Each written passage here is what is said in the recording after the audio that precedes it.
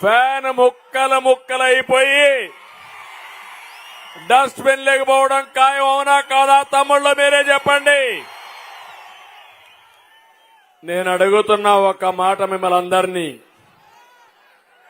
ఎంత దుర్మార్గుడంటే ఈ ముఖ్యమంత్రి నమ్మినోళ్ళ నట్టేట ముంచే రకం, నమ్మించి గొంతు కోసే రకం ఈ ముఖ్యమంత్రి.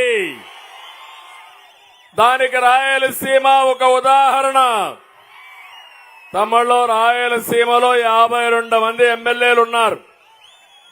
49 మందిని వైఎస్ఆర్ కాంగ్రెస్ పార్టీని గెలిపించారు.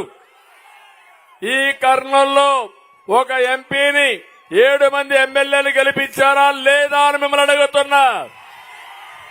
మీకు న్యాయం చేశాడా? ఒక్క పని చేశాడా?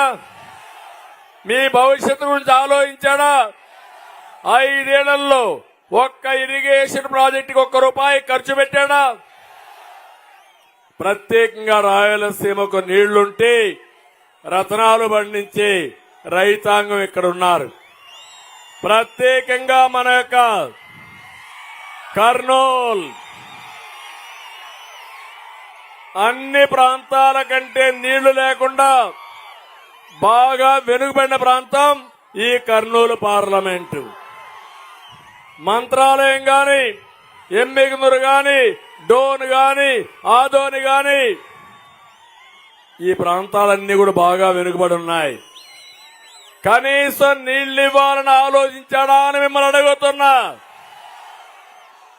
నేను రాయలసీమలోనే పుట్టాను, చిత్తూరులోనే పుట్టాను. 68,000 కోట్ల రూపాయలు ఖర్చు పెట్టారు ఒక్క సాగునీటి కోసం. రాయలసీమకు 12,000 కోట్లు ఖర్చు పెట్టాను. నేను సవాల్ విసురుతున్న నిన్నే వచ్చాడు. మేము సిద్ధమని. మా వాళ్ళు అంటున్నారు మేము సిద్ధం నిన్ను ఓడించడానికని. ఎంత దుర్మార్గుడంటే ఈ రోజే నేను ఒకటి చూశాను. ఒక ఫేక్ ఫెలో ఈ ముఖ్యమంత్రి. ఎందుకు పనికిరాని దద్దమ్మ ఈ ముఖ్యమంత్రి.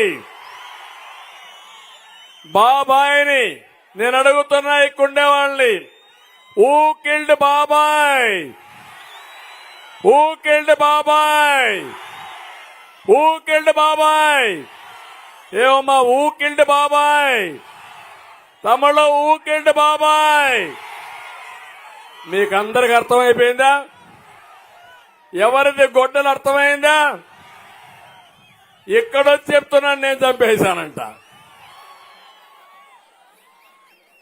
అంటే ఎంత పనికి మాలిన వ్యక్తి అంటే, ఎంత చెత్త మాటలంటే, ఎన్ని సొల్లు కబుర్లంటే అంత దారుణంగా మీకు కోపం రాదు.